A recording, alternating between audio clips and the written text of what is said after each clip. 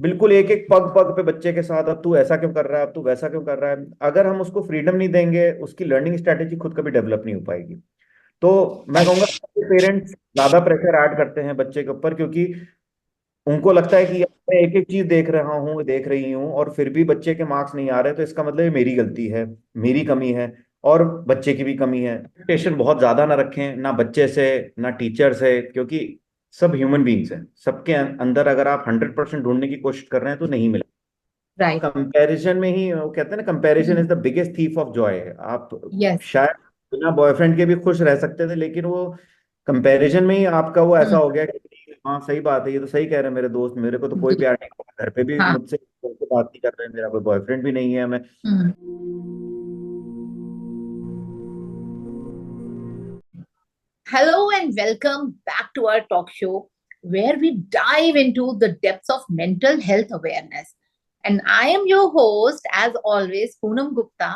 And guys, I'm so thrilled to be here with you again today. मेरे साथ जुड़े हुए मिस्टर अंकुर त्रिपाठी, जैसा कि आप देख पा रहे हैं। How are you? I am good, I am good. और अंकुर जी अपने बारे में कुछ बताएंगे? या so I am Ankur Tripathi, basically from Kota Rajasthan. मेरी सारी स्टडीज है, and I am engineer, worked as software engineer with software company. But then एक वो थोड़ा पैशन था, since college time I was teaching, so moved into the educational field. So I have worked with a couple of institutes. I've been teaching from almost 2010. 2010 2011 I have been teaching, and जो पढ़ाने का मेरा तरीका रहा है तो वो यही रहा है कि बच्चों को इन्वॉल्व करके, बिकॉज उनके एक क्वेश्चन जरूर आता है कि हम्म। क्यों पढ़ रहे हैं, इसका आगे क्या रेलेवेंस होगा। So whenever I have been teaching, वो एक कॉन्सेप्ट जरूर मैं बच्चों को जोड़ के उसके साथ बताता हूँ। काफी समय हो गया है टीचिंग करते हुए। अब मैं यहाँ पे यूएई में एक एजुकेशन इंस्टीट्यूट के साथ, यहाँ पे हमारे जितने सेंटर्स हैं उनकी ये एकेडमिक्स और ये सारी चीजें देखना, अपनी हम्म। के बारे में देखना। एंड आई थिंक जब आपने ये इनविटेशन एक्सटेंड किया for this session, it was, हम्म।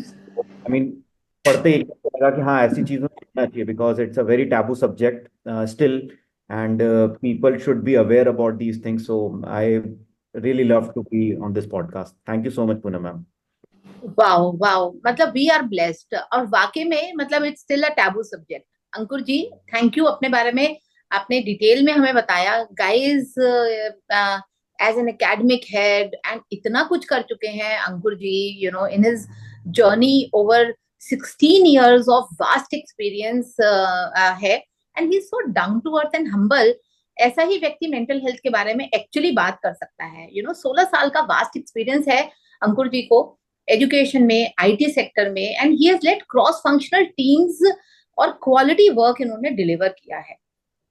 जैसा कि Thank उन्होंने बताया, मैं थोड़ा बहुत ऑडियंस को और गैप्स जो हैं आपके प्रोफाइल के वो बता दूं before we delve our conversation about today's. हमारी बातचीत हम शुरू करते हैं अबाउट मेंटल हेल्थ अवेयरनेस और आपका क्या उसमें रोल है।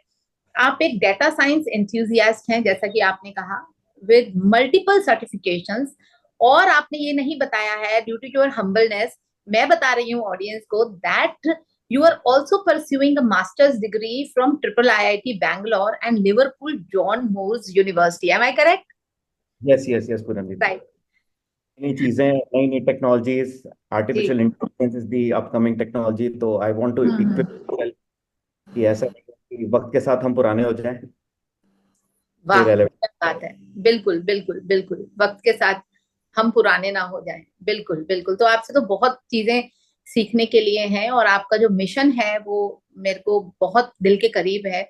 और जब मैंने आपसे बातचीत किया और मुझे लगा कि इसको ये डेफिनेटली हमारी ऑडियंस को बहुत बहुत हेल्प करने वाला है, क्योंकि एजुकेशन के डोमेन में रहे हैं आप, स्टूडेंट्स के साथ इतना आपका इंटरेक्शन रहा है, तो आपका जो रोल रहा है और स्टूडेंट कम्युनिटी के साथ in the educational institution, what has inspired you to be in education?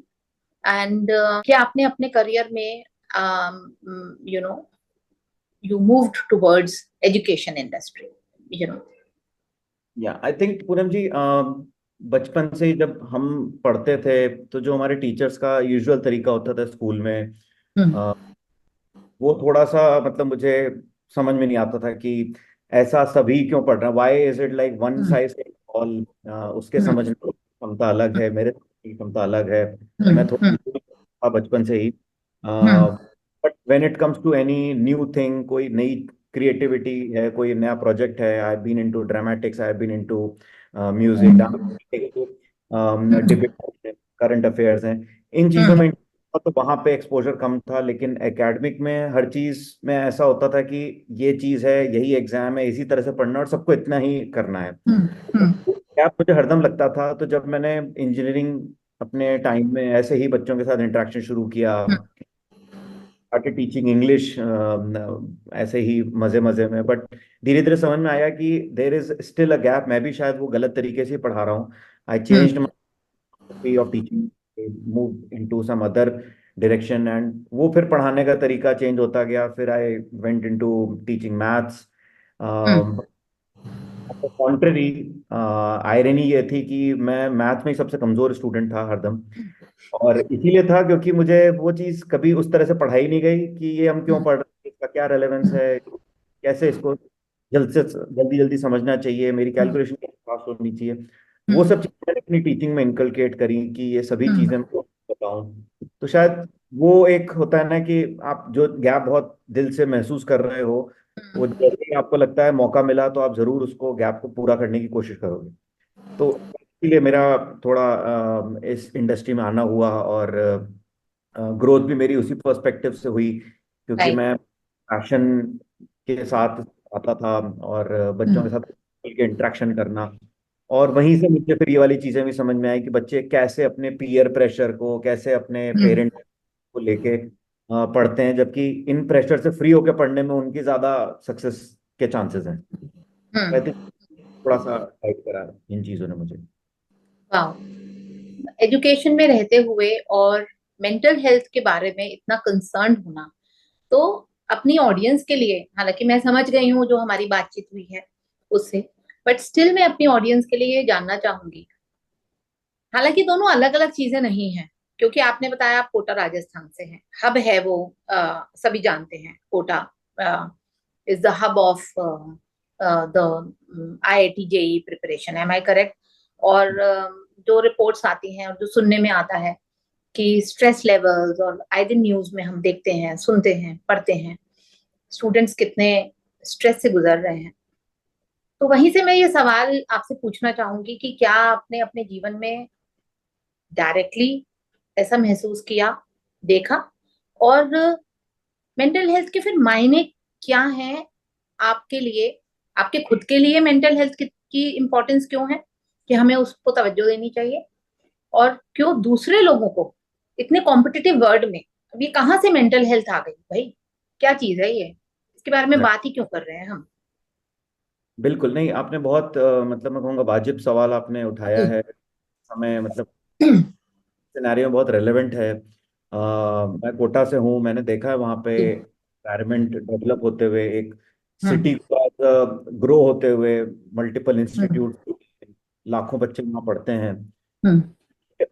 पिछले कुछ सालों में आई थिंक जो करंट ट्रेंड है बच्चों के अंदर, हर चीज को मतलब दो तरह के सिनेरियो चलते हैं बच्चे के दिमाग में। एक, उसको खुद को ऐसा लगता है कि ये सब चीजें फटाफट हो जाएं, बच्चे का हम्म। कंसंट्रेशन आजकल इंस्टाग्राम, फेसबुक, टिकटॉक जैसी चीजों की वजह से इतना कम हो गया है कि उसको बहुत ज्यादा देर तक कोई चीज में मजा नहीं आता। तो राइट। उसका जो माइंड है वो फिकल करता है कि नहीं, अब ये नहीं, अब और क्या, अब और क्या, अच्छा ये करूंगा तो हम्म। क्या होगा, मेरा करियर कैसे होगा, छोड़ सोचते हैं, कुछ और करते हैं। तो एक थोड़ा सा वो, हम्म। अब उसके लिए कोई गाइडेंस प्रॉपर नहीं मिलती है, तो वो बच्चे का दिमाग इधर उधर चलता रहता है। एंड सेकंड थिंग इज कि पेरेंट हम्म। अपने एम्बिशन कई बार बच्चे पे डालते हैं कि हम शायद नहीं कर सके, तुम करो। या उनको ऐसा लगता हम्म। है कि कोटा भेजने से ही मतलब वहां पे कोई ऐसी जादू की छड़ी घुमाई जा रही है कि सभी बच्चे आईआईटी में हम्म। पहुंचे। ऐसा नहीं है, मतलब सक्सेस रेट इस एग्जाम की हम्म। नहीं रही है। अगर हम्म। हम बात करें कि स्ट्रेस की, तो वो स्ट्रेस शायद पीयर प्रेशर, पेरेंटल प्रेशर, इन सब की वजह से थोड़ा सा बढ़ा है। और हम्म। बच्चे को का भी जो ध्यान है वो इन चीजों को लेके कम होने लग गया है। अब बच्चों के पास इतने ऑप्शंस आ गए हैं करियर में, अब उनको ये लगता है कि यही क्यों करना, लेकिन पेरेंट्स हम्म, ने कहा है कि चलो ठीक है देखते हैं। बट उनको सबसे बड़ी चीज है कि शायद कोई गाइडेंस नहीं मिलती इस चीज को लेके। मैं भी यहाँ पे कई बार बच्चों के जैसे पेरेंट्स आते हैं कि सर हम हम्म, टीम लिए हैं अपने बच्चे के लिए, हमें हमें हम लोग सब डॉक्टर्स हैं लेकिन हम चाहते हैं कि हम्म, हमारा बच्चा भी डॉक्टर बने, बट वो कहता है हम्म, कि मुझे इंजीनियरिंग करनी है।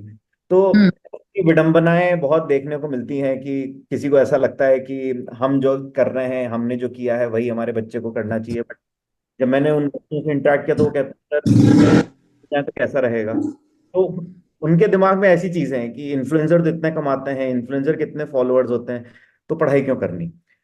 तो मुझे लगता है कि वो गाइडेंस जब तक सही दिशा में नहीं मिलती है, वो हरदम बच्चे के दिमाग में बच्चे को उथल पुथल चलती रहती है कि मैं क्या करूं क्या नहीं करूं, कोई मुझे सही से क्यों नहीं बता रहा है।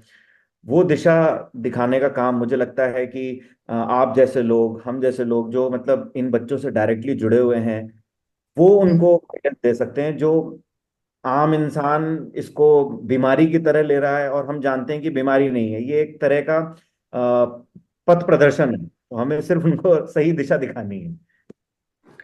सर हम तो बैठे ही हैं और आपके जैसे जो मेंटर्स और टीचर्स बैठे हैं जो इसको इम्पोर्टेंस देते हैं, बट स्टिल अभी जैसे हमारी बातचीत हो रही थी, ऑडियंस को भी मैं जानना चाहती हूँ और बताना चाहती हूँ कि आपका क्या व्यू है जो आपने बात किया था कि क्या क्यों लगता है कि फिर भी जानते बूझते हुए भी मेंटल हेल्थ को लेके क्या स्टिग्मा है, और वो स्टिग्मा क्यों है? मुझे लगता है एक चीज होती है कि मतलब हम, खासकर हम हिंदुस्तानियों में, हम हम्म, लोगों में एक वो चीज होती है कि चोट लग जाती है तो हमें लगता है कि हाँ ठीक है हो जाएगी, ठीक हो हम्म, जाएगी। थोड़ा सा घाव बढ़ने लगता है, फिर हम जाते हैं कि चलो डॉक्टर को दिखाया जाए। हम्म, डॉक्टर कोई दवाई देता है, वो दवाई शायद 7 दिन 10 दिन की थी, 3 4 दिन में जब ठीक होने लगता है हम दवाई छोड़ देते हैं कि अब तो ठीक हो ही रहा है। हम्म, हम्म, ये एक थोड़ा सा मतलब शारीरिक जो समस्या है उनको लेके इतना कैजुअल एटीट्यूड हम सभी में ऑलमोस्ट रहता है। हम्म, मानसिक अगर कोई समस्या होती है वो हमें दिखती ही नहीं है, उसको हम हम्म, कभी उसको करते ही नहीं है। और एक बहुत मैंने फैक्टर देखा है कि आजकल की जनरेशन, ज्यादातर लोग पूरे टाइम इंस्टाग्राम टिकटॉक इन पे रहना, गेम्स खेलना, कंटेंट कंज्यूम करना, हम्म, ये तो कॉमन हो गया है कि लोग अपनी इन समस्याओं से भागने के लिए इसको जरिया बना लेते हैं। और राइट। शायद ये एक वजह है जिस वजह से वो लोग सुनने को भी तैयार नहीं होते। उनको लगता है अरे ऐसा कुछ नहीं है, हम तो ये देखेंगे, हम ये करेंगे, हम ठीक हो जाएंगे, इसमें कोई बड़ी बात नहीं। लेकिन सारी चीजों का जो सेंट्रल प्रोसेसिंग यूनिट है वो ब्रेन है, और ट्रू। ही सब तरह से उसको राउट कर रहा है। तो आपने जिस चीज को पेन लिया, लोग कहते हैं कि ब्रेकअप हो गया, लोग कहते हैं कि पढ़ाई में हम्म, टेस्ट नहीं आए, ये सब चीजें हो रही हैं। इन सब चीजों की वजह से जो हमें दर्द इंटरनली हो रहा है, वो हम कहते हैं हम्म, कि मेरा दिल टूट गया, मेरा मन में बोझ हो रहा है। तो वो सारी चीजें मेंटल अपने बॉडी में सर्कुलेट करता है उस दर्द को। लोगों के थायराइड की प्रॉब्लम होना, लोगों को इम्यून सिस्टम कमजोर हो जाना, लोगों का आए दिन कोविड के बाद बहुत ज्यादा वो ब्रीदिंग प्रॉब्लम्स, सब चीजें हम्म। इतनी ज्यादा लिंक्ड हैं कि लोग इस चीज का लिंक समझ नहीं पाते कि शायद ये मेंटल ऐसी चीज है जो पूरी बॉडी से रिलेटेड है। ये यही सेंट्रल प्रोसेसिंग यूनिट है।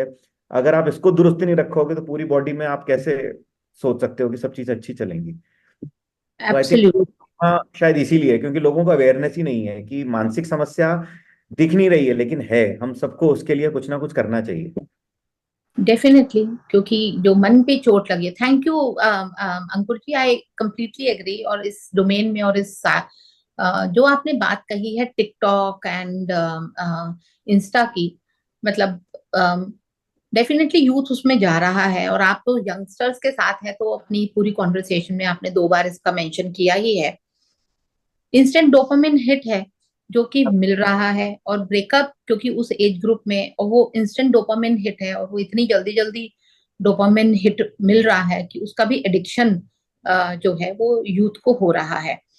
अ पर्सन लाइक यू जो एक हेड हैं और जो समझ पा रहे हैं और इतना ओपनली इस बारे में बात भी कर पा रहे हैं कि अगर आप एक सिचुएशन से गुजर रहे हैं लाइक अ ब्रेकअप, और any family turmoil in your family और एनीथिंग, तो एक मेंटल हेल्थ प्रैक्टिशनर, एक क्वालिफाइड मेंटल हेल्थ प्रैक्टिशनर की मदद ले लें। बातचीत तो हम अपने पीयर से भी कर सकते हैं, ट्रू, बट अगला मेरा सवाल ये है, एक क्वालिफाइड मेंटल हेल्थ प्रैक्टिशनर के पास जाने की जरूरत है? यूथ की बात ही करते हैं क्योंकि आप यूथ के साथ जुड़े हैं, जो एजुकेशनल जो बच्चे हैं उनके बारे में बात करते हैं। वो किस तरह की समस्याएं सबसे पहले तो फेस कर रहे हैं, और किस तरह आगे जाकर वो इंक्रीज ना हो, मन से रिलेटेड उलझने मैं बोलूंगी, वो इतनी बड़ी ना बन जाए कि पूरा सिस्टम उनका पैरालाइज हो जाए। सो वो क्या करें? आपका क्या मैसेज है एज इतनी जर्नी एकेडमिक्स में देखने के बाद और इतने बच्चों से के साथ डील करने के बाद आपको क्या लगता है? तो मेरा सवाल पहला तो ये है कि किस तरह की समस्याएं आपने देखी हैं यूथ में? आई थिंक पूनम जी, सबसे ज्यादा समस्याएं, मतलब क्योंकि मैं एजुकेशन फील्ड में रहा हूँ, तो हम्म। बच्चे ज्यादातर समस्याएं यही लेके आते हैं कि सर, मैं पूरा अपनी पूरी मेहनत कर रहा हूँ, मैं पूरा समय दे रहा हूँ, लेकिन मेरे मार्क्स नहीं आते। मार्क्स हम्म। नहीं आते, पेरेंट कहते हैं यार हम तुझे भेज रहे हैं, हम तुझ पे इतना पैसा खर्च कर रहे हैं, हम तुझे हम्म। सारी सुविधाएं दे रहे हैं, फिर भी तेरे मार्क्स नहीं आ रहे हैं, हम्म। आगे जाके क्या करेगा? और जैसे ही वो ऐसा बोलते हैं तो मेरे दिमाग में ये सवाल चलता है कि सही बात है, मैं इतनी मेहनत कर रहा हूँ, लेकिन फिर आगे जाके क्या होगा? हम्म। हम्म। बड़ा कंसर्न। दूसरा, जो आपने जिस तरह से इंस्टेंट डोपामीन वाली चीज बोली, वो बिल्कुल हम्म। सही है। बच्चों को हम्म। जरा सा भटकता है, उनको ऐसा लगता है हम्म। कि शायद ये जो बता रहे हैं, वो जो बता रहे हैं, ये सब गलत है। मेरे दोस्त जो मुझे मतलब बताएंगे, मुझे मेरे साथ जो चीजें वो करेंगे, मेरे साथ गेम्स खेलेंगे, मुझे कुछ और हम्म। बताएंगे, वो चीज उनको ज्यादा अट्रैक्ट करती है। कहते हैं ना कि बुराई सबसे जल्दी अट्रैक्ट करेगी, लेकिन कोई अच्छा हम्म। काम करे तो 10 लोग पहले देखेंगे कि ये सही हम्म। कर रहा है, हम्म। इसमें क्या, तब वो उसको अडॉप्ट करते हैं, लेकिन बुराई इंस्टेंटली अडॉप्ट हो जाती है। तो आई थिंक वही चीज, ये सबसे ज्यादा कॉमन सिनेरियोज रहे हैं। मतलब मैंने अपने 14-15 साल के टीचिंग करियर में हम्म। बच्चे जो मोबाइल गेम्स, इनका एडिक्शन देखा है मैंने। हम्म। मैंने देखा कि पढ़ाई से जी कतराना, हम्म। झूठ बोलना, हम्म। ताकि घर वालों को कुछ और बताया जाए, यहाँ कुछ और बताया जाए, और उसके वो नए नए तरीके भी निकाल लेते हैं कि किस तरह से हम बचना है। मतलब वो इसमें दिमाग चलाते हैं कि हम कैसे हम्म। बच सकते हैं। हम्म। जैसे हमने ब्रेकअप और इनकी बातें करी, एक कम उम्र में हम्म। इस तरह की चीजों के प्रति अट्रैक्शन, और अट्रैक्शन होने के साथ साथ बच्चों को जो जनरली जो गाइडेंस मिलती है वो गलत हो जाती है, क्योंकि गाइडेंस देने वाले वो दोस्त हैं जिनका हम्म। खुद इस तरह का कोई डेवलपमेंट नहीं है, मेंटल हम्म। डेवलपमेंट नहीं है कि वो ये बात उसको सिखा सकें कि हम्म। नहीं ऐसा नहीं है, वैसा है। आई थिंक वहां पे आप जैसे लोगों की इस समाज में जरूरत है, जो लोगों को ये बताएं कि किसी भी तरह की भावना गलत नहीं है, लेकिन हम्म। उसको किस तरह से कम रखा जाए, या उसको किस तरह से हम्म। चैनलाइज किया जाए, ताकि वो चीज आपके करियर में, आपके लाइफ में, आपकी पर्सनालिटी में, आपके एटीट्यूड में, आपके एप्टीट्यूड में आपको हेल्प करे।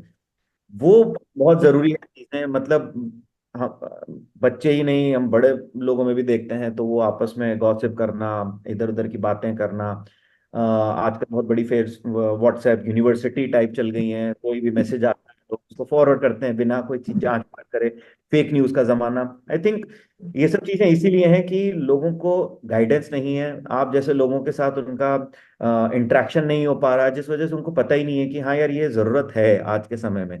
इतनी चीजें चल रही हैं, इतना सब कुछ बदल रहा है आसपास हमारे, और इतनी तेजी से बदल रहा है। मुझे याद है, हमने मतलब अपने जमाने में लैंडलाइन फोन्स के 3-3 4-4 साल वेटिंग देखी है कि हमारे पेरेंट्स ने बुक कराया और 3 साल बाद कनेक्शन मिला। और आजकल किसी 3 मिनट में कोई चीज नहीं मिलती है, तो वो इतना रिव्यू लिख देते हैं, इसको बुला लेते हैं, उसको बुला लेते हैं। तो वो पेशेंस लेवल इतना ड्रास्टिकली नीचे गया है कि अब लोगों को हर चीज इंस्टेंटली चाहिए।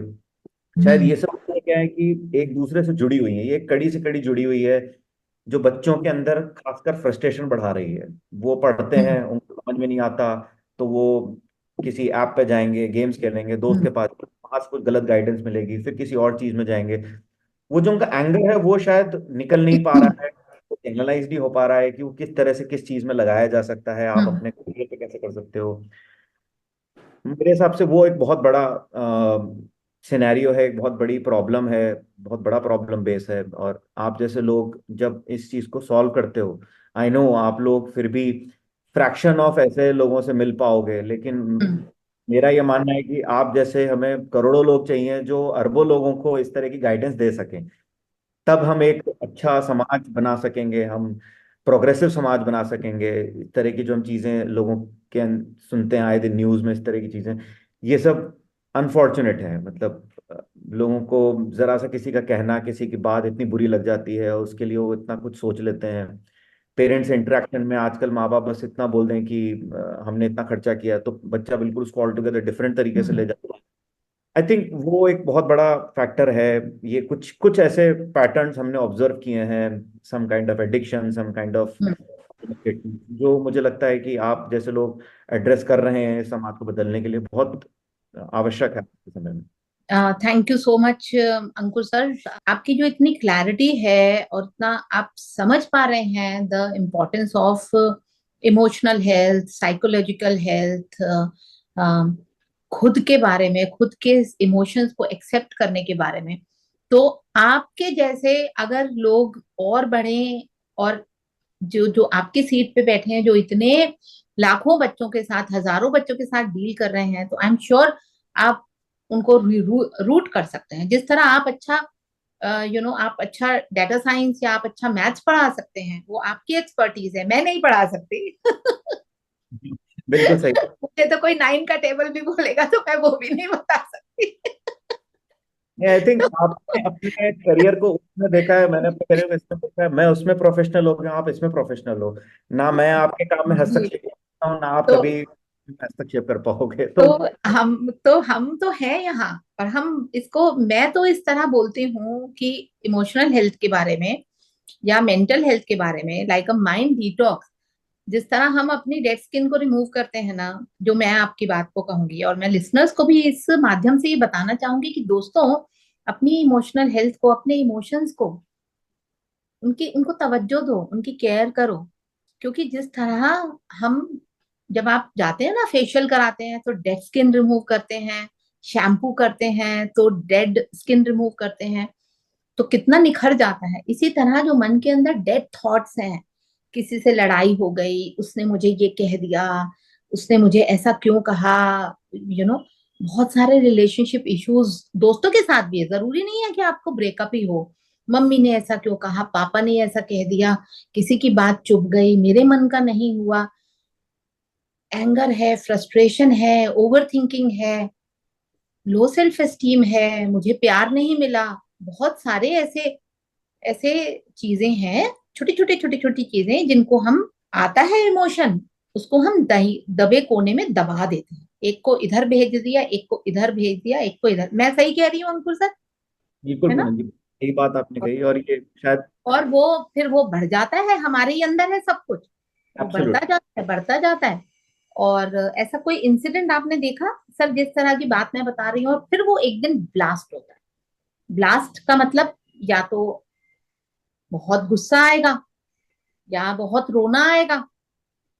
बिल्कुल पूनम जी, ये जी। मतलब हमने अपने स्टूडेंट्स में कई बार इस चीज को हम्म। देखा है कि कुछ एक इंसिडेंट अगर आप बता पाए बच्चों बिल्कुल को, हमारे ऑडियंस को, विदाउट नाम लिए बिना, तो शायद थोड़ा मदद मिले हमें अवेयरनेस क्रिएट करने में भी। जी। ठीक कह रहे हैं आप, बिल्कुल पूनम जी। मैंने अलग अलग तरह के ऐसे केसेस, इंसिडेंट्स देखे हम्म हैं, उनके आज मैं आउटकम्स भी देख रहा हूँ, तो हम्म बिल्कुल अलग एक्सट्रीम पे आउटकम्स हैं।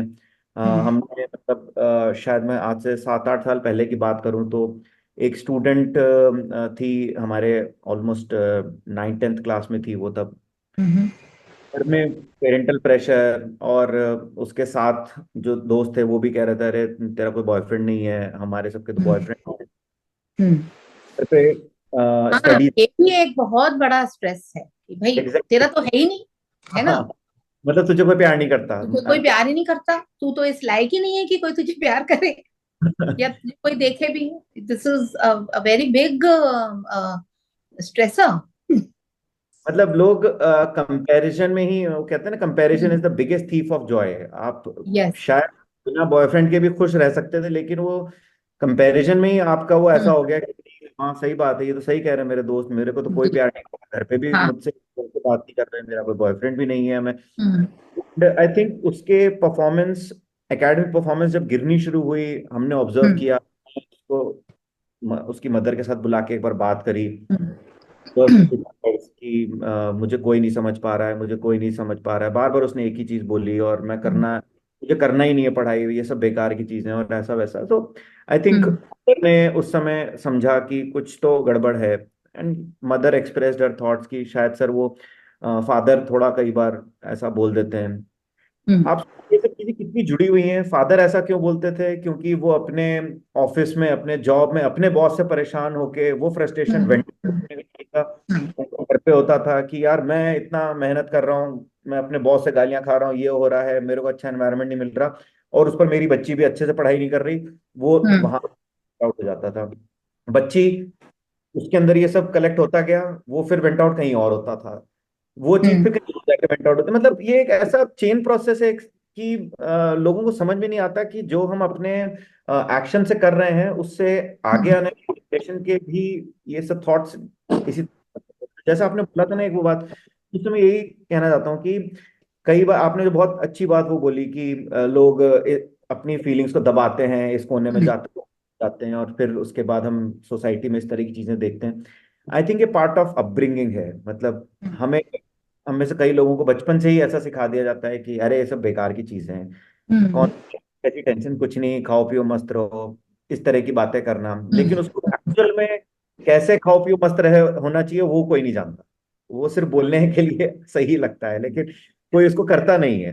एंड जब ये चीज नहीं होती है, तो मैंने उस स्टूडेंट में देखा कि उसको रोना निकला उसका, उसकी मदर ने अकेले में बात करी, फिर मैंने उस स्टूडेंट से अकेले में बात करी। मैंने, तब तो उसको भूल जा, जो तुझे जितना आता है तू उतना करागा टेस्ट में, और तुझे हम्म। कुछ नहीं सोचना है कि मुझे हम्म। क्या बनना है क्या नहीं बनना है। हम्म। हम्म। लेकिन आज अभी लास्ट टू लास्ट ईयर ही मैंने उसको देखा, शी हैज गॉन इनटू, खुद का अपना स्टार्टअप शुरू किया बेकरी का, और वो अच्छा। इतना ग्रो कर रही है कि हम्म। आप देखिए इस बैकग्राउंड का, मतलब जो अभी कर रही है उसका कोई पढ़ाई और इन सब चीजों को बहुत ज्यादा लेना देना नहीं। ट्रू। जैसे ही उसको एक बार ये रिलैक्सेशन मिली कि हम्म। चल ठीक है, मेरे खुद टीचर ही कह रहा है कि ऐसा कोई जरूरत नहीं है, हम्म। करना ही है, वो फ्री होते ही वो अपने आप, उसने 10th के बाद अपनी स्ट्रीम चेंज कर ली कि सर मैं हम्म। साइंस, बेटा कोई बात नहीं, मत ले, तू कॉमर्स ले ले, hmm. Art, she took hmm. Commerce, अपने आप उसने किया। ये उसका एक पैशन था, धीरे धीरे उसको डेवलप करती गई। आज मतलब इतनी अच्छी उसकी मतलब पोस्ट देखता हूँ मैं उसके इंस्टाग्राम पे, व्यूज आते हम्म। हैं, शेयर भी करती हम्म। है कि मैंने आज यहाँ पे ऐसा इवेंट था। तो एक मैंने ये भी देखा, लेकिन एक ऐसा भी मैंने हम्म। केस देखा कि एक बच्चा था बहुत आउटस्टैंडिंगली ब्राइट, हम्म। वो हमारे साथ ग्रेड 6 7 में जुड़ा था। हम्म। आउटस्टैंडिंगली ब्राइट मतलब कि 7th क्लास में उसको 10th क्लास तक का सब कुछ आता था, इतना ब्राइट बच्चा, अच्छे अच्छे उसने हम्म। एग्जाम क्रैक किए, टॉप मोस्ट परफॉर्मेंस। हम्म। तो होता है ना कहीं जाके ये चीज बर्नआउट कर देती है। बच्चे की कैपेबिलिटी है, उससे ज्यादा उसको फीड करोगे तो वो बर्नआउट होगा ही होगा। आज जब मैं उस बच्चे का अभी रिसेंटली मैं उससे टच में आया था, वो अब कनाडा में कहीं पढ़ने गया हुआ है, तो उसने हम्म। लिंक्डइन के साथ कनेक्ट बिठाया कि सर आपने उस टाइम एक बार मुझे ऐसे बोला था कि अ, हरदम जरूरत से ज्यादा आगे बढ़ने से कुछ नहीं होता, जो चल रहा है हमें उसको साथ देना चाहिए। तो सर Correct. आज इसको रियलाइज कर रहा हूँ कि मैं, शायद उस समय मेरे अंदर इतना था कि अब तो मैं आईआईटी कर लूंगा, मैं यहाँ चला जाऊंगा, मेरा आईआईटी में नहीं हुआ, लेकिन एनआईटी में हुआ, ठीक है, एक अच्छा कॉलेज मिला। लेकिन आगे जाके आज मैं महसूस कर रहा हूँ कि कोई मतलब नहीं था उतना एडवांस चलने का, और अब वहां जाके भी वो अनसेटिस्फाइड है। तो मैंने उसको यही बोला कि बेटा अब अनसेटिस्फाइड होने से कुछ नहीं होगा, अब जो है लाइफ हमने जो चूज करी है, अब हमें उसमें कैसे उसको निखार लाना है वो हमें देखना है। तो तुम ये मत सोचो कि, ऐसे कई बच्चे हैं जो एनआईटी भी नहीं पहुंच पा रहे, तुम वहां तक पहुंचे हो, तो यानी तुम एक अपने आप में एक सक्सेस हो, तुम उसको कम सक्सेस और ज्यादा सक्सेस में मत तोलो, तुम सक्सेसफुल हो। अब तुम ये सोचो कि उस समय मैं इतना सक्सेसफुल था, उस समय मैं ऐसा करता था, आज नहीं कर पा रहा, तो ये कंपैरिजन फिर से वही थीफ ऑफ जॉय रहेगा। आपको इसी चीज को सोचना है, आगे बढ़ना है लाइफ में। तो मैं कहूंगा कि मैंने हर तरह के इस तरह के केसेस देखे हैं, सिनेरियोज देखे हैं, सक्सेस के भी, फेलियर के भी, और कंपैरिजन के। तो ये चीज पेरेंट्स में, बच्चों में, सब में देखी है।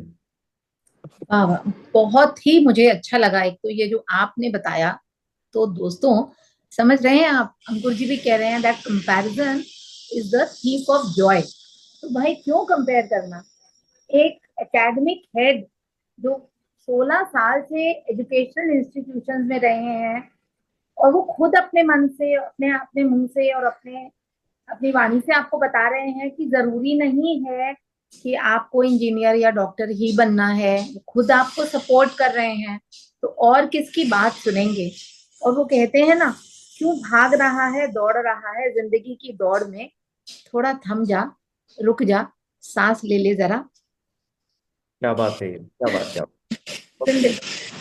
तो थोड़ा रुकना भी जरूरी है। मतलब वही जो आपने बोला, बर्न आउट। तो ये जो अंकुर जी, करियर का और पढ़ाई का बच्चों के ऊपर on a scale of 0 to 10, आपको क्या लगता है कितना स्ट्रेस है आज के टाइम में, खुद का जनरेटेड, सोसाइटी का जनरेटेड, पेरेंट का जनरेटेड। आई थिंक पूनम जी, बहुत रेलेवेंट सवाल है, क्योंकि आपकी, हमारी जो ऑडियंस है वो ऑलमोस्ट इसी एज ग्रुप में है। एंड स्टूडेंट के साथ साथ पेरेंट्स को भी ये समझना है कि on a scale of 0 to 10, I would think कि पेरेंट्स का वो प्रेशर ऐड करना अराउंड 7 to 8 जरूर आता है। क्योंकि और किसी किसी केस में 10 भी जा रहा है, कि वो तरह से बच्चे को मतलब मैंने ऐसे पेरेंट भी देखे हैं जो बच्चे की एक एक चीज मेटिकुलसली प्लान कर रहे हैं।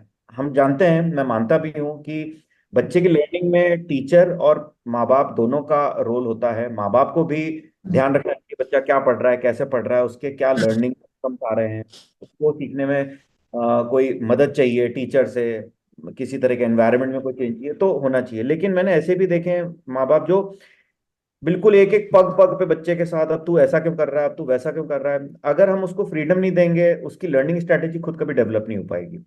तो मैं कहूंगा पेरेंट्स ज्यादा प्रेशर ऐड करते हैं बच्चे के ऊपर, क्योंकि उनको लगता है कि यार मैं एक एक चीज देख रहा हूँ, देख रही हूँ, और फिर भी बच्चे के मार्क्स नहीं आ रहे, तो इसका मतलब ये मेरी गलती है, मेरी कमी है, और बच्चे की भी कमी है। ये जब आ जाता है तो माँ बाप कम से कम 10 और 9 के स्केल तक बच्चे को प्रेशर।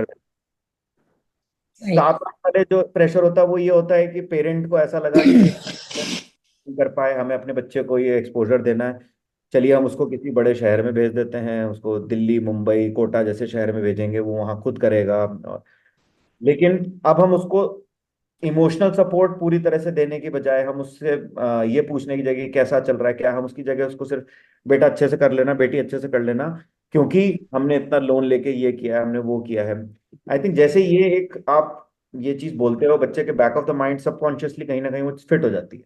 बिल्कुल। से ही कुछ करने बैठता है, उसको लगता है अरे यार मेरे पेरेंट्स ने इतना कुछ किया है, मुझे कुछ करके दिखाना है। कभी कभी ये मोरल बूस्टर भी होता है, कई कई लोगों के लिए बहुत अंदर से ये आग आती है कि हाँ सही बात है, पेरेंट्स ने इतना किया है, मैं जरूर करूँ। लेकिन ऐसा जरूरी नहीं है कि हर बच्चे के लिए वो एक मोरल बूस्टर बने, एक इमोशनल राइट। सपोर्ट देना, कि कुछ भी हो जाए हम तेरे साथ हैं, इतना बोल देना बहुत बड़ी बात होती है। और सोसाइटल प्रेशर कर रहा हूँ, तो सोसाइटल प्रेशर भी बहुत ज्यादा होने लग गया है, क्योंकि सोसाइटी में हर तरह के लोग आपके आसपास होते हैं।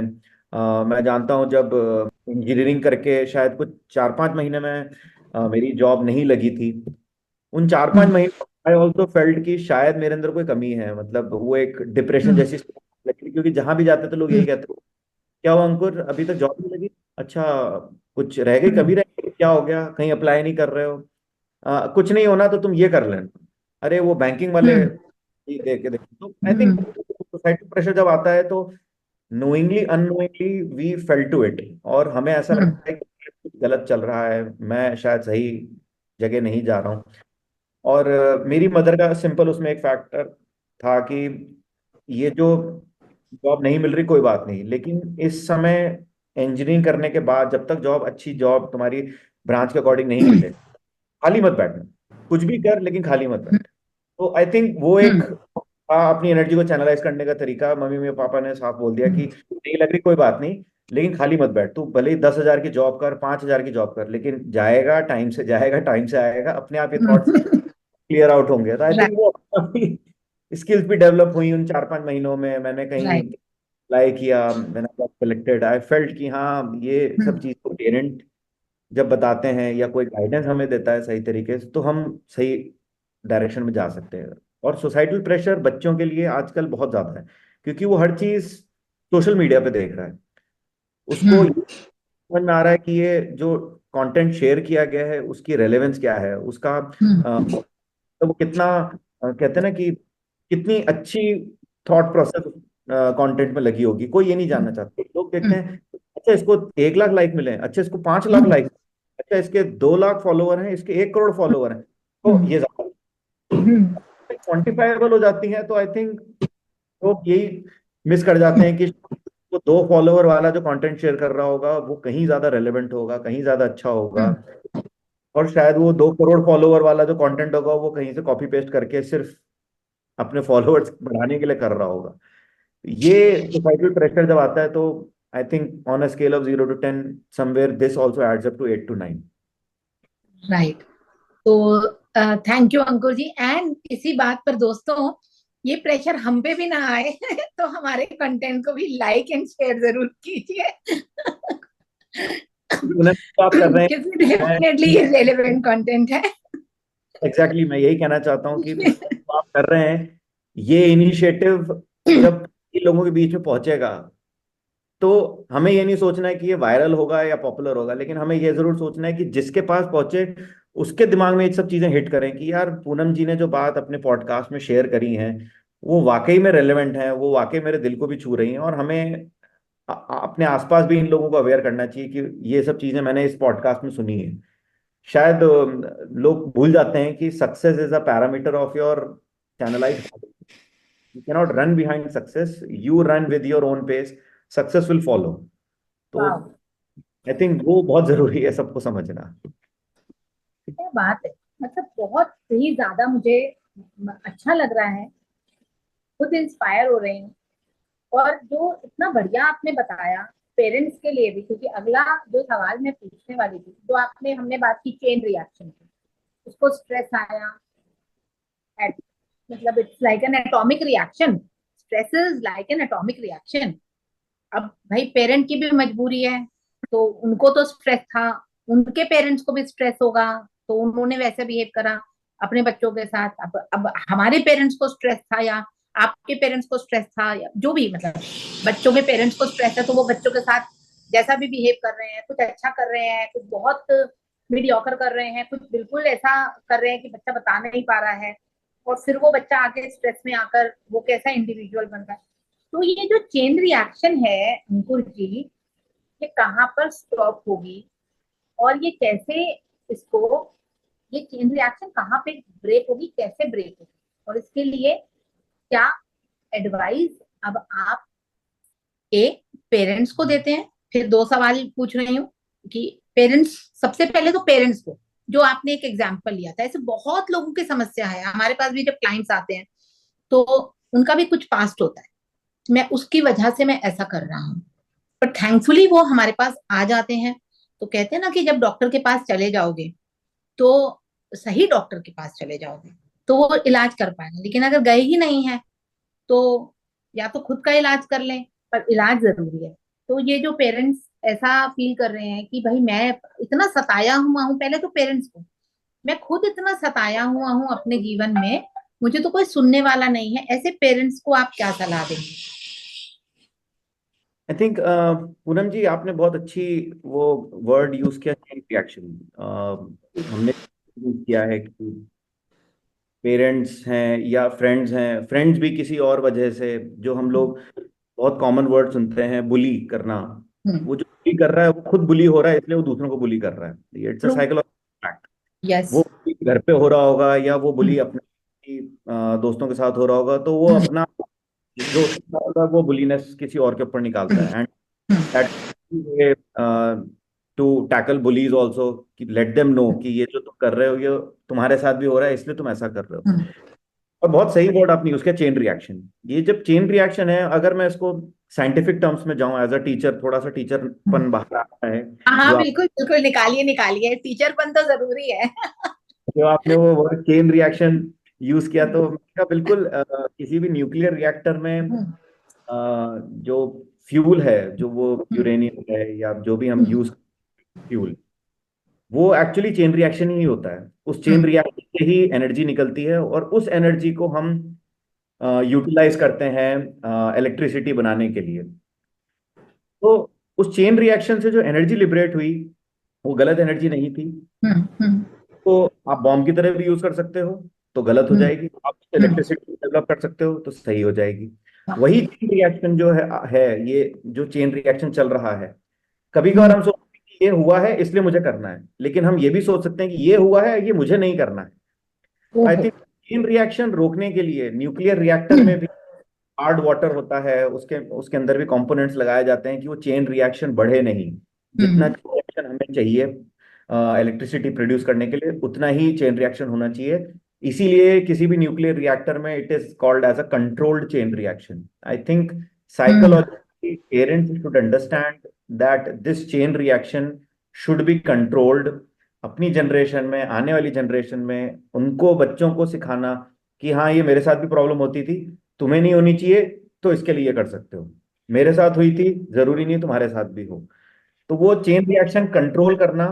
और अगर इसमें हमें खुद तकलीफ हो रही है, हमें नहीं समझ में आ रहा यार, नहीं हमें नहीं पता चल रहा कैसे इसको रोकना है, फिर आप जैसे लोग जो इस एनर्जी को चैनलाइज कर सकते हो कि नहीं आप इस एनर्जी से बॉम्ब बना रहे हो, इस एनर्जी से आपको इलेक्ट्रिसिटी बनानी है, वो गाइडेंस की। एक न्यूक्लियर रिएक्टर में न्यूक्लियर साइंटिस्ट लगता है, कोई भी ऐसे ही साइंटिस्ट बन के नहीं जा सकता। वैसे ही इस एनर्जी को चैनलाइज करने के लिए, इस रिएक्शन को कंट्रोल करने के लिए आप जैसे लोग साइंटिस्ट हो, जो वो एनर्जी चैनलाइज करके बता सकते हो कि जरूरी नहीं है आपने जो आपके साथ जो गलत हुआ दूसरे के साथ भी हो। आई थिंक ये तो बहुत जरूरी। ये बहुत जरूरी है। तो गाइज हमारे नंबर्स हैं, और प्रोपिगेट नहीं कर रही हूँ बट बता रही हूँ, हाँ जरूरत लगती है तो हम है ना, मतलब हम कह रहे हैं आपको, ये पॉडकास्ट का जो मोटिव है वो डेफिनेटली ये नहीं है, but still you can definitely approach to us. और अंकुर जी, बहुत अच्छी तरह आपने ये बात बताई कि इलेक्ट्रिसिटी भी बना सकते हैं और बॉम्ब भी बना सकते हैं। इस पर एक कहानी याद आ गई, छोटी सी बताऊं हमारे बिल्कुल। ऑडियंस के लिए भी, कि वो अब अपने अंदर का साइकोलॉजिस्ट भी निकल निकल के बाहर आ रहा है। आई थिंक एक कि कन्वर्जेशन में सबसे अच्छी चीज यही होती है जब हमारे से बाहर आ रहे हैं, तो इसका मतलब एग्जैक्ट कॉन्वर्सेशन। जी। तो एक फादर के दो बेटे थे, तो मान लीजिए राम और श्याम। सो एक बेटा जो था बहुत जुआ खेल रहा है और कुछ काम नहीं कर रहा है और एकदम खत्म हो गया। और जो श्याम है वो वो बहुत सक्सेसफुल पर्सन है, ऐसा मान लेते हैं चलिए। बहुत सक्सेसफुल, बहुत he is very successful, and उसके अपने बच्चों के साथ में बहुत प्यार मोहब्बत का वाला रिश्ता है। और जो राम है वो अपने बच्चों को भी मार रहा है और शराब भी पी रहा है और एकदम खत्म है। तो किसी ने उससे पूछा राम से कि ऐसा तो क्यों है, क्यों ऐसा? तो कहता है मेरी परिस्थितियां, मेरे पिता मुझे मारते थे, पीटते थे, कभी अच्छे से बात नहीं करते थे, तो मैं क्या करता, मैं तो ऐसा ही बनने वाला था। तो उसी व्यक्ति ने फिर शाम से भी पूछा कि हाउ आर यू सक्सेसफुल, सो और तुम्हारा घर इतना परिवार जुटा हुआ है। तो शाम ने बोला मेरी परिस्थितियां, मेरे पिताजी मुझे मारते थे, पीटते थे, अच्छे से बात नहीं करते थे, आई अंडरस्टूड कि मुझे ऐसा नहीं करना है। सो परिस्थितियां सेम हो सकती हैं, the situation in life can be same, our reaction to the situation वो डिसाइड करता है कि हमारा जीवन की जर्नी कहाँ जाने वाली है। Isn't it? आई बिलीव ये यही आप कहना चाह रहे हैं कि whether you convert it into an electricity, जो भी गुस्सा है डेफिनेटली बुरा गलत हुआ है, हम एक्सेप्ट कर रहे हैं। हाँ, ऐसी चीजें होती हैं जीवन में जो हम, it's so difficult to accept, you know but how to process it. वैसे आपने कई बार दे दी है ये बात, एडवाइस दे दी है, but what advice on this podcast now would you give to someone who is currently facing a mental health difficulty? It can be a student or a parent. आप उनको, आप कई बार बोल चुके हैं, बट आप क्या एडवाइस करेंगे उनको? आई थिंक समय समय पे एक समझदार इंसान से मिलते रहें। अगर आप लेट से अपने बच्चे के एकेडमिक्स पे ध्यान दे रहे हैं तो टीचर से समय समय पे मिलना है। ऐसा ना हो कि जब चीज़ बिगड़ जाए तभी मिलने जाएं। अ, वक्त रहते हम जो जो कर सकते हैं वो हम करते रहें। एक्सपेक्टेशन बहुत ज्यादा ना रखें, ना बच्चे से ना टीचर से, क्योंकि सब ह्यूमन बींग्स हैं। सबके अंदर अगर आप 100% ढूंढने की कोशिश कर रहे हैं तो नहीं मिलेगा। राइट। तो एक्सपेक्टेशन थोड़ी सी कम रखें, और यस। खुद से भले ही आप एक्सपेक्टेशन अच्छी रखो कि मुझे बहुत अच्छा करना है, लेकिन दूसरों से एक्सपेक्टेशन रखने का मतलब है आप खुद को तकलीफ दोगे। आ, मैंने बहुत कॉमन एक सिनेरियो है, सास बहू से एक्सपेक्ट कर रही है, बहू सास से एक्सपेक्ट कर रही है, मदर अपने बच्चे से एक्सपेक्ट कर रहे हैं, पेरेंट्स अपने बच्चे से, बच्चा अपने पेरेंट्स से कुछ एक्सपेक्ट कर रहा है, दोस्त अपने दूसरे दोस्त से कुछ एक्सपेक्ट कर रहा है। आई थिंक हर रिलेशन में जब एक्सपेक्टेशन आ जाता है तो वो रिलेशन को डिग्रेड करता है, अ, हमारे थॉट प्रोसेस को डिग्रेड करता है, क्योंकि हम हर चीज को एक्सपेक्टेशन से जोड़ने लगते हैं कि मैंने राइट। इसके लिए, इसने मेरे लिए क्या किया। भाव है वो नहीं निकल पाते, हम फिर इन्हीं चीजों में रह जाते हैं। पेरेंट्स को एक एक्सपेक्टेशन बहुत ज्यादा ना रखनी चाहिए, जो चल रहा है उसमें सपोर्ट करना चाहिए। एक्सपेक्टेशन के साथ साथ उसको इमोशनल सपोर्ट दें, कनेक्ट करते हैं उसको सही लोगों से। आपके घर में कोई आया और उसने बोला अरे क्या ये तो बेकार चीज कर रहा है, आप तो इसको ये कराओ, सिर्फ किसी के कहने से उस चीज को आप एक्सेप्ट मत करो कि अरे यार ये खुद इन्होंने, इतना सक्सेसफुल इंसान है, मेरा अच्छा दोस्त है, इसने ये बात बोली है, सही बोली होगी। We should use our own research methods, अपनी लॉजिक लगाएं, अपने बच्चे की कैपेबिलिटी देखें कि क्या उसके लिए ठीक रहेगा। हमारे यूएई में मैंने कई पेरेंट्स ऐसे देखे हैं जो कहते हैं कि वो हमारे साथ में थे, उन्होंने अपने बच्चे को यूरोप भेजा तो हम भी इसको यूरोप भेज रहे हैं पढ़ने के लिए। कोई issue नहीं, बस हम चाहते हैं यूरोप में पढ़े। ये कोई मतलब मैं कहूँगा भेड़ चाल नहीं है। ये कोई नहीं है कि उसका बच्चा जाएगा यूरोप तो आपको भी भेजना है, उसका बच्चा जा रहा है तो आपको भी करना है। बट आप बच्चे की कैपेबिलिटी देखिए, आप ये भी समझिए कि जरूरी नहीं है कि दुनिया में सारी चीजें किसी एक देश में अच्छी मिल रही हैं, हमें सबको वहीं। ऐसा भी नहीं है कि कहीं और पे कुछ खराब मिल रहा है तो हमें वहां नहीं जाना है। सब लोग अपने हिसाब से अपने टूल्स यूज करते हैं। आप किसी और के सक्सेस के पैरामीटर्स को खुद पे अप्लाई ना करें। कोशिश करें कि खुद की रिसर्च करें। एंड मैं बार बार कह रहा हूं, लेकिन मुझे लगता है ये बहुत सही माध्यम है इस बात को कहने का कि पूनम जी जैसे लोगों के साथ साइकोलॉजिक के काउंसलिंग सेशन जरूर हमें समय समय पे लेते रहने चाहिए, बच्चों के लिए, खुद के लिए, ताकि हम अपने अंदर के जो विचार, जो हमें अंदर उलझन लग रहे हैं, जो आपने शब्द यूज किया था कि अंदर हमें उलझन लग रहे हैं, लेकिन उसको सुलझाने के लिए आप जैसे लोग हैं, जब वो सुलझ जाएंगे तो आपको खुद समझ में, अच्छा हाँ ये चीज तो करी जा सकती थी, लेकिन उसको सुलझाया किसने? पूनम जी ने। आई थिंक वो बहुत जरूरी है कि पहले तो एक्सपेक्टेशन, दूसरा emotional support, and third psychological support from a relevant person जो इस चीज को जानता हो। ये दो तीन स्टेप्स अगर पेरेंट्स करेंगे तो वो खुद की भी लाइफ अच्छी कर पाएंगे और बच्चों की भी लाइफ अच्छी कर पाएंगे। Thank you so much sir. ये तो बहुत रेलेवेंट आप बात कह रहे हैं। और अंकुर जी ये बताइए, मैं भी बहुत लोगों से मिली हूँ इस जर्नी में, बट आप जिस तरह से इमोशनल हेल्थ और मेंटल हेल्थ को सपोर्ट कर रहे हैं, तो ये कब ये जज्बा आपके अंदर जगा, और ये कैसे जो है ये, क्योंकि अब हमने स्टिग्मा की बात की थी, वी अंडरस्टैंड कि स्टिग्मा है, तो आपका स्टिग्मा कब और कैसे ब्रेक हुआ, and what motivated you to become a such a supporter of emotional health? I think Poonam ji, since the teaching days मैं थोड़ा बच्चों के साथ बहुत इंटरेक्शन करता रहता था। मैं अपने अंदर भी, मतलब मैं ये नहीं कहूंगा कि मेरे अंदर सारी अच्छाइयां हैं, मेरे अंदर भी बुराई थी कि जब कोई इस तरह के इंटरेक्शन करता तो मुझे भी लगता था ये कौन सी बड़ी बात है, इसमें ऐसा क्या हो गया। मतलब I have been more of happy go lucky type की, जो है ठीक है, नहीं हुआ तो कोई बात नहीं। लेकिन जब कोई अपने अंदर के भाव शेयर करता था तो मेरे दिमाग में पहली चीज यही आती थी कि इतनी सी बात पे किसी को बुरा लग सकता है क्या। तो आई वॉज काइंड ऑफ, मैं कहूँगा, जजमेंटल उस चीज को लेके। मुझे ये चीज बहुत बड़ी दिखती नहीं थी। बट कहते हैं ना कि जब आप एक बार पेरेंट बनते हो और वो चीज आप अपने सामने लाइफ को ग्रो होते हुए देखते हो, तब आपको समझ में आता है कि नहीं, सब अलग हैं।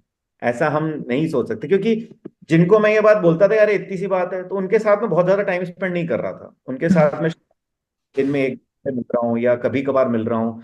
और जब वो ऐसी बात बोलते थे तो मुझे ऐसा लगता था कि हाँ ठीक है, इसमें कौन सी बड़ी बात है। लेकिन जब मैंने अपने बच्चों को स्कूल जाते हुए देखा, उनको कि वो वहां पे उनको कैसे स्ट्रेस हो रहा है, उनको कैसे कोई बुली कर रहा है, उनके साथ क्या क्या इंसिडेंट्स हो रहे हैं, तो जब वो घर आते थे तो पहला तो यही होता था, नहीं कोई बात नहीं बेटा, चलता है।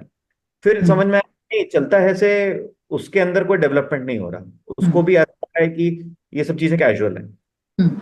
मुझे एक चीज समझ में आई।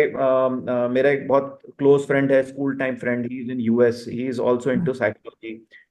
ही is a very renowned psychologist there. And जब मैं उसके टच में आया and I learned the aspects of human psychology, तो मुझे समझ आया कि it was an eye opener for me कि हम हर किसी को एक ही सलाह नहीं दे सकते, हम किस हर किसी को एक ही तरह से ट्रीट नहीं कर सकते। तो वहां से मेरे थॉट प्रोसेस डेवलप होने शुरू हुए। मैंने और थोड़ी रिसर्च करी, उसके साथ बैठा, उसने मेरे साथ काफी अच्छे वीडियोस, काफी अच्छे डॉक्यूमेंट शेयर किए, मैंने अपनी खुद की भी रिसर्च। आई थिंक पिछले 2-3 सालों में मैं कहूँगा, कोविड टाइम में जब हम सब साथ में थे, वो एक बहुत बड़ा सबकी लाइफ में एक ट्रॉमेटिक टाइम है, सबकी लाइफ में, चाहे जो गरीब हो, सबके लाइफ में वो एक टाइम था जो बहुत ट्रॉमेटिक रहा है। आई थिंक कई लोगों के थॉट प्रोसेस चेंज किए हैं, कईयों के खराब, कईयों के अच्छे में भी। मैं समझता हूँ उस समय जब मैंने रिसर्च करी तो मुझे समझ में आया कि ये वाकई में प्रॉब्लम है, ये वाकई में इशू है। मैंने खुद अपने अंदर ये चेंज देखना शुरू किया। अब प्लेटफॉर्म पर बोलना चाहूंगा कि देर वॉज अ टाइम जब मैं बहुत मेरा वजन बढ़ रहा था और मुझे ऐसा लग रहा था कि यार मैं सब ठीक तरह से खा रहा हूँ, क्या है ऐसा वजन क्यों बढ़ रहा है। आई थिंक वो work related stress, new parenthood stress, ये सब चीजें जब हो रही थी तो मैं थोड़ा लेथार्जिक फील करना, मेरे अंदर को बहुत ज्यादा एनर्जी नहीं बची थी किसी काम को लेके। लेकिन जैसे ही मैंने ये सब चीजें पढ़नी शुरू करी, मेंटल हेल्थ और इस पे मैंने अपने आप पे ध्यान किया। I started running, I started doing gym, थोड़ा थोड़ा इस तरह की एक्टिविटी शुरू करी, किताबें पढ़नी शुरू करी, आप जैसे लोगों से इंटरेक्शन शुरू किया। तो आई थिंक अब मेरे अंदर वो एनर्जी आने लगी। मुझे पिछले 1-1.5 साल में वो चेंज दिखने लगा कि मैं शायद बहुत ज्यादा चीजों को कैजुअल ले रहा था। लेकिन कई बार लोग या तो उसका फायदा उठा रहे थे या मेरी एक ऐसी इमेज बन रही थी जिस वजह से अल्टीमेटली वो स्ट्रेस मेरे ऊपर आ रहा था कि मैं गलत हूँ, लोग मुझे क्यों नहीं समझ रहे हैं। फिर मुझे समझ में आया कि सब तरह के लोग हैं। तो शेयर करना चाहूंगा इसी तरह की एक मैं पोस्ट लिंक्डइन पे मैं इस तरह के करता रहता हूँ कि शेयर करता हूँ। तो आई रिसर्च, आई फाउंड कि बहुत बड़े बड़े सेलिब्रिटीज भी जो हैं उनके भी डिसलाइक पेज और इस तरह के पेजेस होते हैं। यानी जरूरी नहीं है कि दुनिया में सब लोग एक चीज को पसंद करें। तो अगर कोई मुझे पसंद नहीं कर रहा है वो उसकी चॉइस है, मैं उसकी चॉइस को बदलना चाहता हूँ। मैं अपने शायद मैं अपने अंदर चेंजेस लाने शुरू किए, फिजिकल एक्टिविटी में involve हुआ, सबसे खुल के थोड़ी बात करने लगा, आप जैसे लोगों से इंटरेक्शन शुरू किया, तो मुझे समझ में आया कि मेरे अंदर भी पॉजिटिव चेंज आ रहा है। And that's why I am now quite vocal about mental health. Shatakshi का जैसे मेल आया आपके इंस्टीट्यूट से, जैसे I was so felt deep inside कि yes, this is the thing which could be a medium to let everyone know this is a common problem. वो सिर्फ ऐसा नहीं है कि आपके साथ ही है, मेरे साथ भी है, सबके साथ होती है। चैनलाइज कैसे करना है, वही वाली बात है। ट्रू, सबके साथ है, क्योंकि जब सबके पास इमोशंस हैं तो इमोशंस हैं तो फिर वो थोड़ा बहुत उनको भी देख लो भाई, उनको भी मैनेज कर लो। उनको इग्नोर क्यों करना, आप ही के तो हैं, हमारे ही तो हैं। Isn't it beautiful? Thanks for sharing your personal journey. बच्चे कितने कितने बड़े हैं आपके, ये बताइए। ये सब 2 बच्चे एक हैं, कितने बड़े हो गए आप? बेटा है और अभी 3.5 साल की एक बेटी है। ओह, ओके। पढ़ती ओके। है बहुत मेटिकुलस है चीजों को लेके। हम्म। शुरू में शायद मैं यही गलती करता था, जो मेटिकुलस था मैं उसको बोलता था अरे कोई बात नहीं चलता है। लेकिन हम्म। थोड़ा तो वैसा ही था कि मुझे मेटिकुलसली ऐसी चीजें करनी है। तो okay. And my wife started treating him like that way. But जो बेटी है वो क्रिएटिव है, वो थोड़ी आउटस्पोकन है, उसको सब चीजें एक्सप्रेस करनी है अपनी। तो उसको जब एक्सप्रेस करना होता है तो हम उसको रोकते नहीं है, ठीक है जो है अच्छे से करो, लेकिन शायद मैंने अपने बच्चों को एक ही बात बोली कि कुछ भी करना है लेकिन आपके किसी भी काम से किसी और को तकलीफ नहीं होनी चाहिए, ये बस ध्यान रखना। वाह। आप अगर आपको कोई तंग कर रहा है, आपको कोई परेशान कर रहा है, एक बार, दो बार, तीन बार, आप हम्म। को ये बता सकते हो कि तू मुझे परेशान कर रहा है ना, मैं भी तुझे करूंगा फिर। हम्म। पहली चीज तो उस चीज को अपने अंदर एब्जॉर्ब नहीं होने देना है कि वो परेशान कर रहा है तो मैं परेशान हो जाऊं। दूसरी चीज, मैं कोई ऐसा काम ना करूं कि कोई मेरी वजह से परेशान हो रहा है। क्योंकि अगर आपने ये किया तो फिर आपकी, मतलब जो हमारी अपब्रिंगिंग है उसमें कहीं कोई फॉल्ट है कि हमने आपको ये नहीं सिखा पाए कि जरूरी नहीं है सब आप एक जैसा ट्रीटमेंट करो, हरदम रिवेंज लो, या हम्म। आप हरदम कंप्लेन करो। उन चीजों को सॉल्व करने के तरीके हो सकते हैं। बट अभी छोटे हैं तो उसमें बहुत ज्यादा डिटेल उनके साथ नहीं करता, लेकिन हाँ, मेरे एक टाइम पीरियड ऐसा था कि आई मूव टू यूएई, मेरी फैमिली इंडिया में ही थी, so there was long distance family relation we were having. मैंने हम्म। अपने थोड़ा साइकोलॉजी देखा, उसका नेचर बहुत एग्रेसिव हो गया। वाइफ सेड कि नहीं, बिहेवियर में चेंज दिख रहा है। हम्म। धीरे धीरे मैंने जब मैं जाता था उसके साथ बैठ के एक्टिविटीज करी, फिर हम लोग अब ऑनलाइन गेम, वर्ड्स और खेलते हैं।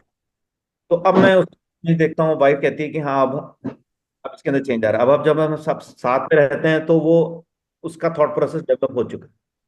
तो पीपल शुड फील कि psychological change is a very gradual process, you should not any drastic result immediately. Right. Right. तो on a scale of 0 to 10 again, अगला सवाल, moving towards the, I believe आप भी बहुत सारे सवाल पूछे मैंने बहुत देर से बात कर रहे हैं, and you also need to, you have commitments and you need to go.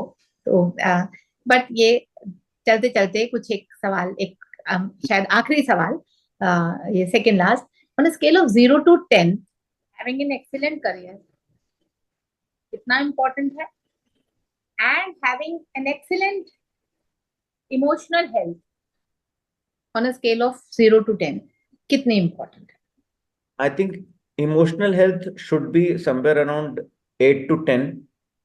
Emotional health के 8 to 10 के पैरामीटर पे आ गए। जो करियर की ये जो आपने बात बोली ना, एक्सीलेंट करियर, वो अगर 5 भी होगा ना तो वो आपको 8 या 9 जैसा ही दिखेगा। अगर वो 6 पे होगा तो वो आपको 10 जैसा ही दिखेगा। लेकिन अगर हमारे इमोशनल हेल्थ में अगर हम 5 पे हैं, तो भले ही हमारा करियर 10 पे होगा, हमें वो 2 जितना ही दिखेगा। तो I think priority is emotional health. उस पे हम अपने आप को जितना अपग्रेड करेंगे, जितना अपने आप को अपडेटेड रखेंगे, हमारी बाकी सारी चीजों में हमें कम में भी खुशी मिलने लग जाएगी। अभी मैं आपके साथ एक शेयर करूंगा। आपके सेशन से जस्ट पहले मैं एक बुक पढ़ रहा था, इट्स अ वेरी है? Renowned book, ever. एक बहुत अच्छी बात बोली है कि ह्यूमन इनसिक्योरिटी शुरू से लेके आज तक है, वो रहेगी। हमारे बोल के डर है, वो रहेगा ही रहेगा। यही रिसर्च उन्होंने शेयर करी कि 1950s, अमेरिका में 1950s has been called as the golden period. लोग बहुत खुश रहते थे, लेकिन ओवर द टाइम वो खुशी कम होती चली गई। रीजन बीइंग, 1950 में सबके छोटे घर थे, सब लोग ऑलमोस्ट एक जैसा ही कमाते थे, और सब लोग ऑलमोस्ट एक जैसी ही लिविंग स्टैंडर्ड, एक जैसा ही लिविंग सिनेरियो था। लोग घुलते थे, मिलते थे, सबका वर्क पैरामीटर ऑलमोस्ट सेम था। कहते हैं कि उस समय की जो सैलरी है वो आज के गरीब तबके की सैलरी होगी, लेकिन वो लोग उस समय उस सैलरी में भी, छोटे से घर में भी, 4 लोगों की फैमिली बड़े खुशी खुशी रहा करती थी, जो आज के टाइम में कितने ही बड़े घर में सिर्फ हस्बैंड वाइफ रह रहे होंगे तो भी खुश नहीं रह रहे होंगे। तो आई थिंक वो एक इमोशनल हेल्थ थी। उस समय लोग इमोशनली बहुत सेटिस्फाइड थे, तो वो छोटे से घर में भी खुश थे। आज राइट। इमोशनल हेल्थ नीचे आ गई है, तो लोग कितना ही ऊपर करियर में चले जाएं वो नाखुश हैं, वो इनसिक्योर हैं, वो दूसरों को नीचे खींचना चाहते हैं, दूसरे के बिजनेस को ग्रो होते नहीं देख पाते। ये सब चीजें इमोशनल हेल्थ की वजह से है। हम कई बार ऐसा सोचते हैं हमारी अथॉरिटी चली जाएगी, हमारी जो हायरार्की है वो ब्रीच हो जाए। आई थिंक ये सब चीजें मायने नहीं रखती हैं अगर आप इमोशनली हैप्पी हैं और दूसरों को भी यही प्रीच कर रहे हैं कि ये सब इतना जरूरी नहीं है, अपने आप को खुश रखना बहुत जरूरी है। बिल्कुल बिल्कुल। बहुत I totally and completely endorse whatever inputs you have given. And Ankur ji से चलते जो जो की पॉइंट्स हैं आप ही अब जो सम अप करें पेरेंट्स के लिए, स्टूडेंट्स के लिए, ह्यूमन बीइंग्स के लिए जो ये पॉडकास्ट सुन रहे हैं, आपकी जुबानी आप कुछ बुक्स अगर आप रिकमेंड करना चाहते हैं, जो आपकी फेवरेट किताबें हैं वो भी आप बता सकते हैं। I can understand that you read a lot. Please जो चलते चलते वाले जो आपके की पॉइंट्स हैं वो please share some light on that. I think there is a book by Morgan Housel, same as ever, जो भी रिसेंटली रिलीज हुई थी। I have been reading that, it's a very good book life के लिए। Netflix and the Culture of Reinvention. The book goes by the name of No Rules Rules. It's a very good book. Charles Duhigg की the power of habit is a good book, क्योंकि कई बार हम थोड़ा indisciplined हो जाते हैं। Dale Carnegie की stop worrying and start living, again a very good book. I have also read Sadhguru की इनर इंजीनियरिंग। इट्स अ मतलब psychologically it has been very motivating. Channelize your inner energies, कैसे आप अपने आप को, तो आई थिंक ये कुछ बुक्स रही हैं जिनको मैंने अपने जर्नी में, इस जो मेंटल हेल्थ के लिए जो मैं सोचता था, जब मैंने ये पढ़नी शुरू करी तो I really felt good. 21st Century thoughts, another book. तो कुछ ऐसी बुक्स हैं जिन्होंने मेरे थॉट्स को भी चेंज किया, जिस वजह से मैं डेटा साइंस की तरफ मूव हुआ, क्योंकि मुझे लग रहा था कि मैं शायद वक्त में इररिलेवेंट ना हो जाऊं, या एक ही चीज कर रहा हूँ वही ना करता रहूं। तो आई थिंक वो थॉट प्रोसेस डेवलप करने में इन बुक्स ने बहुत हेल्प करी है। तो मतलब ये कुछ रीड्स हैं, इसके अलावा भी कई हैं, but I think list is long, I can not rename them क्या क्या हैं बुक्स। जी जी, thank you for sharing, thank you. और हमारे ऑडियंस के लिए चलते चलते मेंटल हेल्थ को लेके, उसकी इम्पोर्टेंस को लेके अब फाइनल आप जो कहना चाहते हैं वो अपनी बात 4 लाइनों में, 5 लाइनों में क्या रखना चाहेंगे? आई थिंक पूनम जी, आपने इंटरेक्शन में इतना कुछ बुलवा लिया है, अच्छे से आपने start किया, इतना अच्छा कॉन्वर्जेशन रहा कि मैं ऑलमोस्ट सब कुछ बोल चुका हूँ जो जर्नी में ऑब्जर्व किया है। तो just to sum up, I think expectation is key point, क्योंकि एक्सपेक्टेशन से बहुत सारी चीजें जुड़ने लगती हैं। जितना हमारा दूसरों के प्रति एक्सपेक्टेशन होगा वो अच्छा है, दूसरों से कम एक्सपेक्ट करें, खुद से ज्यादा एक्सपेक्ट करें। खुद से भी इतना ज्यादा एक्सपेक्ट ना करें जो आपकी बॉडी सपोर्ट ना करे, आपका मन सपोर्ट ना करे। और दूसरों से भी बहुत ज्यादा एक्सपेक्ट ना करें, उनसे तो जितनी कम एक्सपेक्टेशन रखें बहुत अच्छा रहेगा आपको। कम एक्सपेक्टेशन रख के भी अगर वो कुछ करेगा तो आपको बहुत खुशी मिलेगी कि यार मैंने तो एक्सपेक्ट नहीं किया था और इसने ये मेरे लिए किया है, तो बहुत बड़ी खुशी की बात।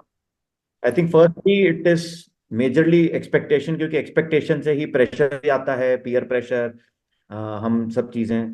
एंड सेकेंडली आई थिंक जो हमने एक बहुत की वर्ड पकड़ा, चेन रिएक्शन, वो कंट्रोल करने के लिए we need counsellors, we need guidance from professionals, and once we do that, sky is the limit for success. That's it. Thank you so much Ankur ji, it has All right. Been pleasure speaking with you. And I am sure audience आपको भी बहुत मजा आया होगा, और आपने definitely अंकुर जी के wisdom से, उनके वाइज वर्ड से बहुत कुछ सीखा होगा। तो इन्हीं बातों को ध्यान रखिए, पेरेंट्स, चिल्ड्रन, बर्नआउट से बचिए, एक्सपेक्टेशंस कम रखिए। जीरो पर लाना तो डेफिनेटली देखिए मुश्किल है, लेकिन उसको धीरे धीरे करके कम लेकर आइए, एक्सपेक्टेशंस खुद दूसरों से और एक्सपेक्टेशंस खुद से भी। और breathe in and breathe out, थोड़ा थम भी जाओ, थोड़ा रुक भी जाओ, थोड़ा सांस तो ले लो मेरे यार। बिल्कुल सही बात। तो जिंदगी को थोड़ा मस्ती से थोड़ा एंजॉय भी कर लो, और अपने खुद के इमोशंस का बहुत बहुत बहुत ज्यादा ध्यान रखिए। और अंकुर जी की बताई हुई किताबें भाई साहब मैं तो पढ़ने वाली हूँ एक एक करके। आप भी पढ़ोगे क्या? हमें कमेंट सेक्शन में जरूर बताइए। एंड मिलते हैं आपसे अगले गेस्ट के साथ एक नई पॉडकास्ट के साथ।